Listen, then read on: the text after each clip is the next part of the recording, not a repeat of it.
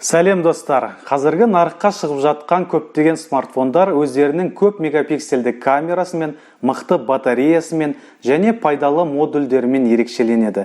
Біз смартфонды таңдаған кезде оның дизайнына, болмаса басқа техникалық сипаттамаларына қызығамыз. Ал біз бүгін жоғарыда аталып кеткен қасиеттері үшін емес, ерекше технологиялық шешімі бар смартфонға шолу жасаймыз. Бүгін біздің қолымызда Samsung Galaxy A80. Оның ерекшелігі неде деп ойлайсыз ғой? Ол оның флип камерасында.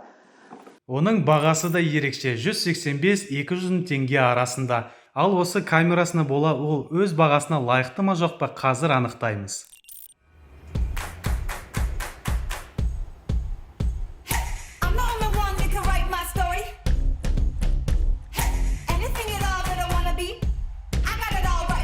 Samsung Galaxy-дің A сериясындағы смартфондары сыртқы келбеті мен дизайнмен бір-біріне ұқсайды.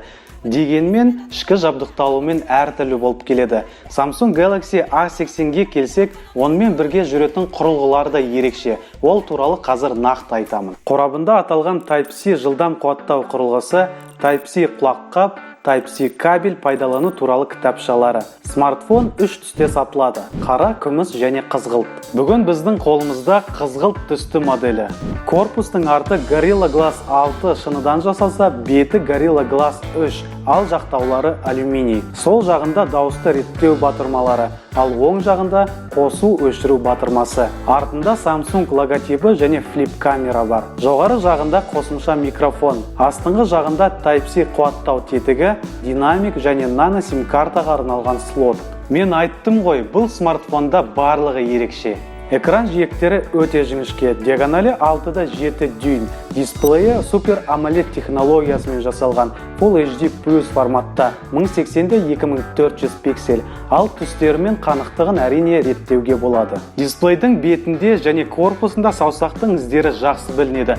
Сол себепті майлы бауырсақ пен сарқыт жеп отырып бұл смартфонды ұстамаңыз. Енді дисплейдің әттеген-ай деген жерін айтайық. Өкінішке орай саусақ іздеріне арналған сканер баяу істейді. Кейде жүйкеңіз құрайды. Төменгі сатыдағы қытайлық смартфондар саусақтың ізін бұдан да тез анықтайды. Екінші, ішіңізді күйдіретін жері, бұл смартфонда Face ID функциясы жоқ.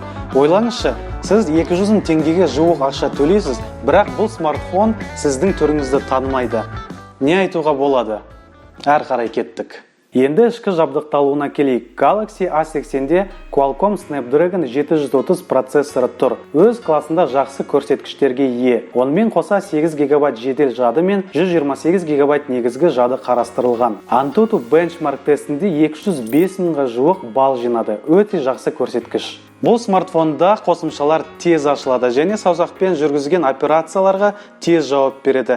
Жалпы айта келе, бұл смартфон өзінің санатындағы басқа девайстармен салыстырғанда шапшаң. Тағы бір қызық жерін айтайын. 6-7 дюйм экраны бар смартфонға кәріс инженерлер 3700 мАh батарея орнатыпты. Бұл менің ойымша аздық етеді. Сонымен қатар сымсыз зарядта функциясы да қарастырылмаған. Galaxy A80 моделі 10-шы Android Pie нұсқасымен жұмыс істейді. Жалпы интерфейсіне келсек, мен Samsung-тың мәзірімен және баптауларымен жұмыс істегенді жақсы көремін. Себебі бұл жерде барлығы түсінікті және де ешқандай қиындық туғызбайды. Бұл смартфонның камерасынан басқа қуантатын жерлерде бар. Ол NFC модулі. Сымсыз төлемдер жасаудан енді құр қалмайсыз. Сонымен қатар Wi-Fi, 5-ші Bluetooth және осы бағадағы смартфонға лайықты модульдер қарастырылған. Біз техникалық сипаттамаларын талдаудың соңғы белесіне келдік. Ол оның флип камерасы. Бұл жерде 3 сенсор орналасқан. Негізгісі 48 мегапиксель. Екіншісі кең бұрышты 8 мегапиксельді камерасы. Ол 123 градуста түсіре алады. Және соңғысы камера мен объектінің ара қашықтығын анықтауға арналған сенсор. Galaxy A80-де оптикалық зум жоқ. Дегенмен таймлапс, гиперлапс және де баяулатып түсіру сияқты көптеген режимдер бар. 48 мегапиксельді негізгі камерасы суреттерге өте жақсы түсіреді. Ал кең бұрышты 8 мегапиксель камераны мақтай алмаймын, себебі сапасы орташа. Galaxy A80-нің видеоға түсіру мүмкіндіктеріне келетін болсақ, негізгі 48 мегапиксельді камерасында Full HD форматта секундына 60 кадрмен, ал 4K форматта секундына 30 кадрмен түсіруге мүмкіндік аласыз. Және де айта кететін жайт, бұл жерде орналасқан TOF модулі арқылы сіз өзіңізді портретті режимде видеоға түсіре аласыз. Сонымен қорыта келе біз не айтамыз? Samsung Galaxy A80 Корея инженерлерінің фантазиясы жүзеге асқан смартфон. Әрине оған кінәлі флип камерасы. Сонымен қатар оның дизайн ерекше және материалдары өте сапалы. Бұл жерде бірақ деген нәрсесі бар. Ол смартфонның бағасы. Ол шынымен де қымбат тұрады.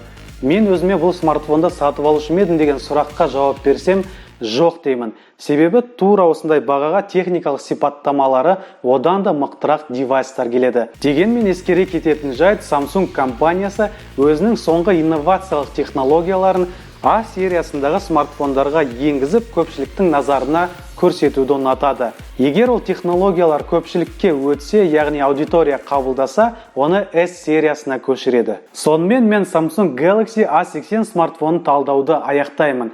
Біздің арнаға тіркеліңіздер, лайк пен қоңырауды басыңыздар, және де репост жасаңыздар, себебі сіздердің қолдауларыңыз бізге ауадай қажет. Әзірше сау болыңыздар. Шынымен де ерекше камерасы.